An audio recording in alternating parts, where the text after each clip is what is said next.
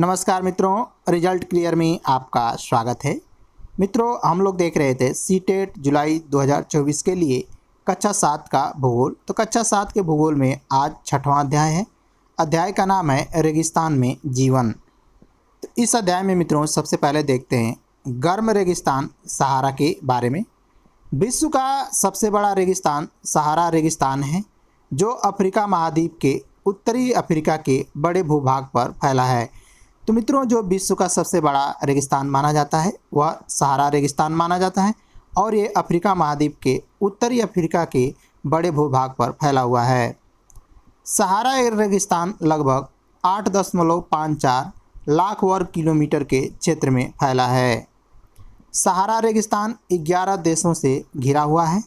यह देश अल्जीरिया, चाड, मिस्र, लीबिया, माली, मैरितानिया, मोरक्को, नाइजर, सूडान, ट्यूनीशिया और पश्चिमी सहारा हैं।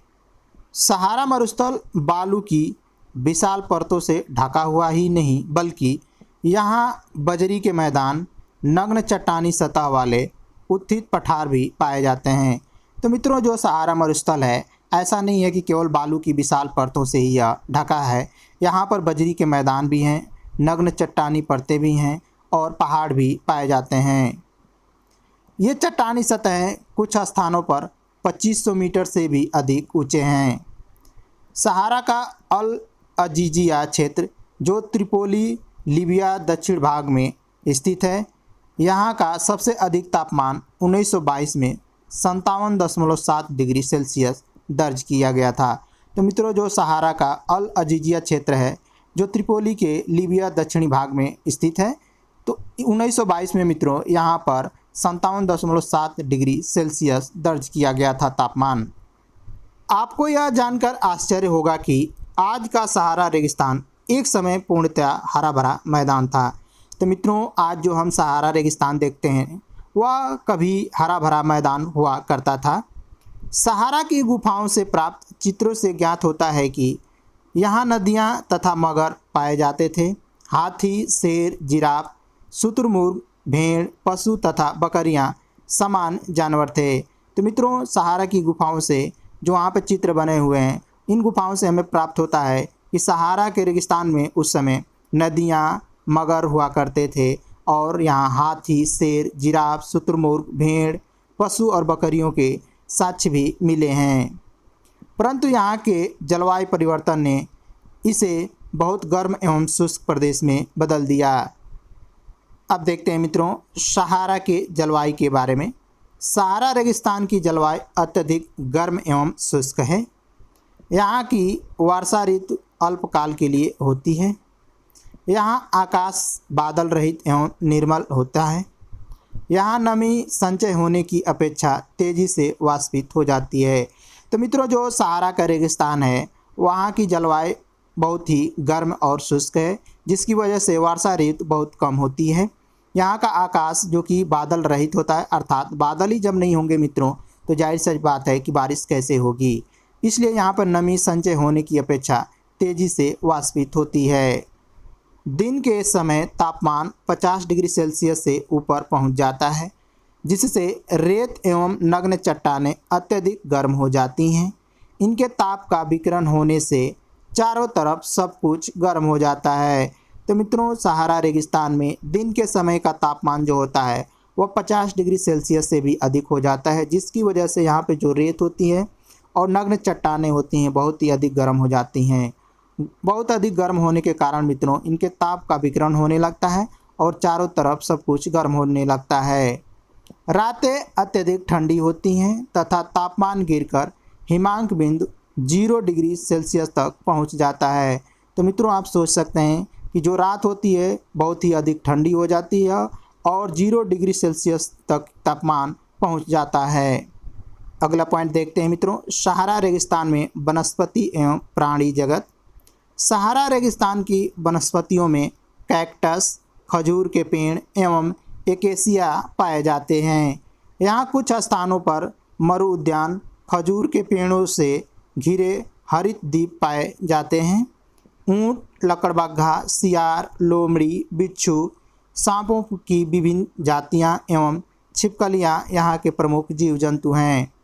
वैज्ञानिकों को तो यहाँ से मछलियों के कंकाल भी मिले हैं। अब आइए मित्रों देखते हैं सहारा रेगिस्तान के लोगों के बारे में। सहारा रेगिस्तान की कष्टकारी जलवायु में भी विभिन्न समुदायों के लोग निवास करते हैं जो विभिन्न क्रियाकलापों में भाग लेते हैं। इनमें बेदुइन और तुआरेग भी शामिल हैं। तो मित्रों ध्यान में रखेंगे कि बेदुइन और तुआरेग जो लोग पाए जाते हैं वो कहाँ पर, तो सहारा रेगिस्तान में निवास करते हैं। चलवासी जनजाति वाले ये लोग बकरी, भेड़, ऊँट, घोड़े जैसे पशुओं को पालते हैं। इन पशुओं से इन लोगों को दूध मिलता है। इनकी खाल से ये पेटी, जूते, पानी की बोतलें बनाने के लिए ये चमड़ा प्राप्त करते हैं। पशुओं के बालों का उपयोग चटाई, कालीन, कपड़े एवं कंबल बनाने के लिए होता है। तो मित्रों सहारा रेगिस्तान के जो लोग होते हैं पशुओं के बालों का उपयोग चटाई, कालीन, कपड़े और कंबल बनाने के लिए करते हैं। धूल भरी आंधियों, गर्म वायु से बचने के लिए ये लोग भारी वस्त्र पहनते हैं। तो मित्रों जो सहारा रेगिस्तान के लोग होते हैं वह धूल भरी आंधियों से और गर्म वायु से बचने के लिए भारी वस्त्र को पहनते हैं। सहारा में मरु उद्यान एवं मिस्र में नील घाटी लोगों को निवास में मदद करती है।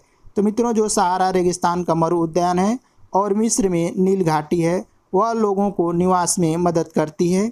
यहाँ जल की उपलब्धता होने से लोग खजूर के पेड़ उगाते हैं। यहाँ चावल, गेहूँ, जौ, सेम जैसी फसलें भी उगाई जाती है।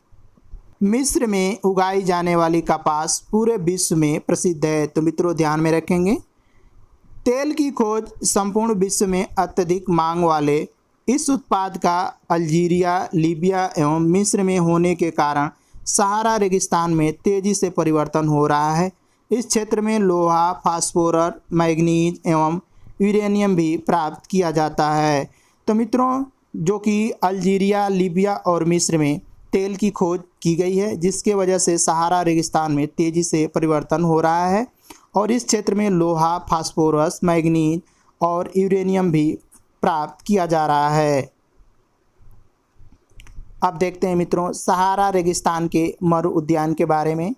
जब रेत को पवन उड़ा ले जाती है तो वहाँ गर्त बन जाती है।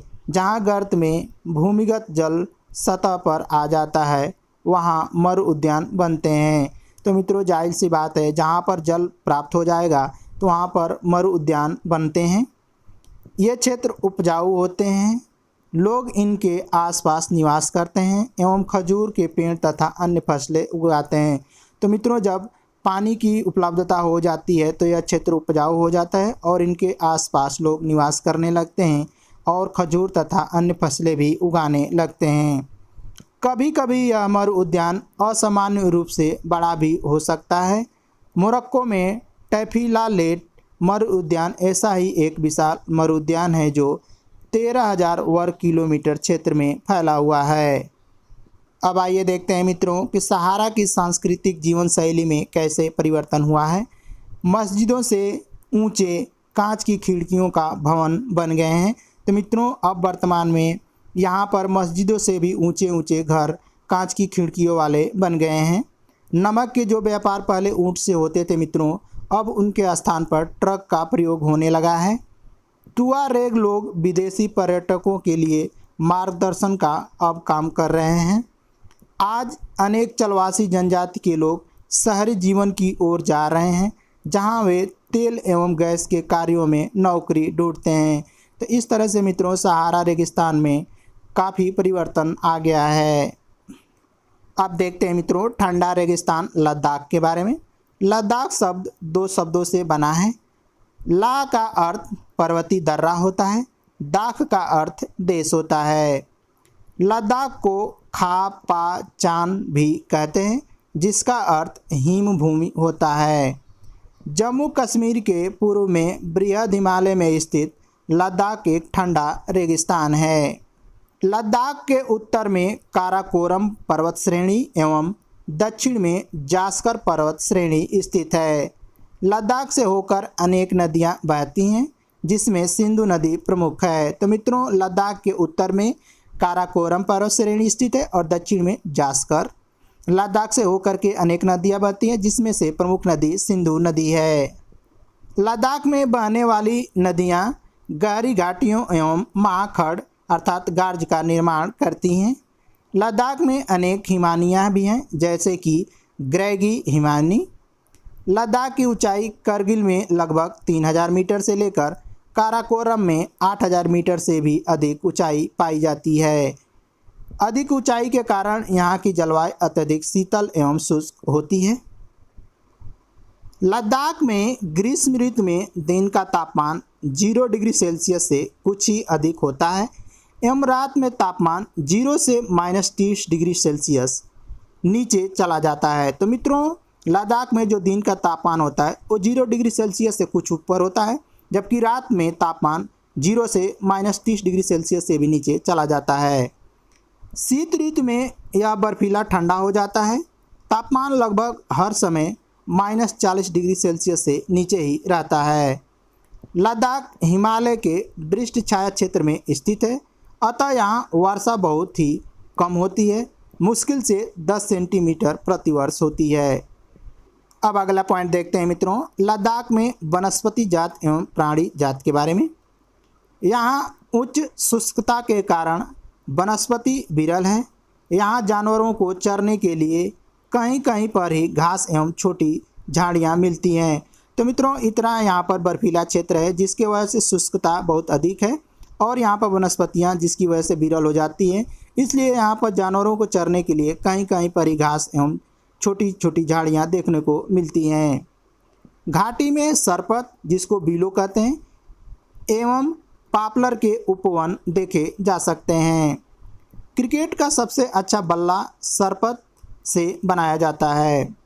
ग्रीष्म ऋतु में यहाँ पर सेब, खुबानी एवं अखरोट जैसे पेड़ पल्लवित होते हैं। लद्दाख में राबिट, रेड स्टार्ट, तिब्बती स्नोकॉक, रैवेन एवं हुप यहाँ पर पाए जाने वाले सामान्य पक्षी हैं। लद्दाख के पशुओं में जंगली बकरी, जंगली भेड़, याक, एक विशेष प्रकार के कुत्ते आदि पाए जाते हैं। इन पशुओं को दूध, मांस एवं खाल प्राप्त करने के लिए पाला जाता है। तो मित्रों, जो लद्दाख के पशुओं में जंगली बकरी पाई जाती है, जंगली भेड़, याक और एक विशेष प्रकार का कुत्ता भी पाया जाता है। इन पशुओं से दूध निकाला जाता है, मांस और खाल प्राप्त करने के लिए इन्हें पाला जाता है। याक के दूध का प्रयोग पनीर एवं मक्खन बनाने के लिए होता है। भेड़ एवं बकरी के बालों का उपयोग ऊनी वस्त्र बनाने के लिए किया जाता है। तो मित्रों, लद्दाख में जो याक होता है, इसके दूध से पनीर और मक्खन निकाला जाता है, जबकि भेड़ एवं बकरी के बालों का उपयोग ऊनी वस्त्र बनाने के लिए किया जाता है। अब देखते हैं मित्रों, लद्दाख के लोगों के बारे में। यहाँ के अधिकांश लोग या तो मुसलमान हैं या बौद्ध हैं।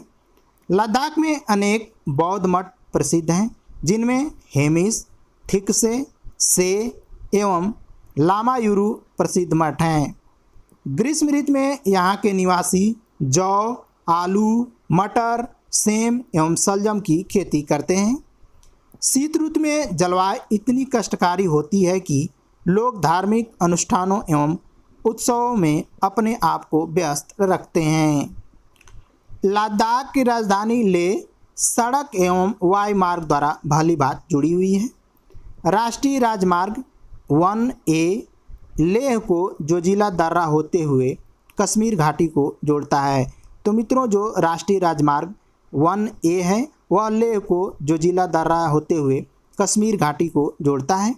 मनाली लेह राजमार्ग रोहतांग दर्रा, बारालाचाला दर्रा, लून गालाचा दर्रा एवं टंगलंग दर्रे से होकर गुजरती है। पृथ्वी के सबसे ठंडे स्थानों में से एक द्रास लद्दाख में ही स्थित है। चीनी या तिब्बती एंटीलोप एक विलुप्त प्राय जीव है। इसका शिकार सहतूत नामक इसके ऊन के लिए होता है, जो वजन में हल्के एवं अत्यधिक गर्म होते हैं।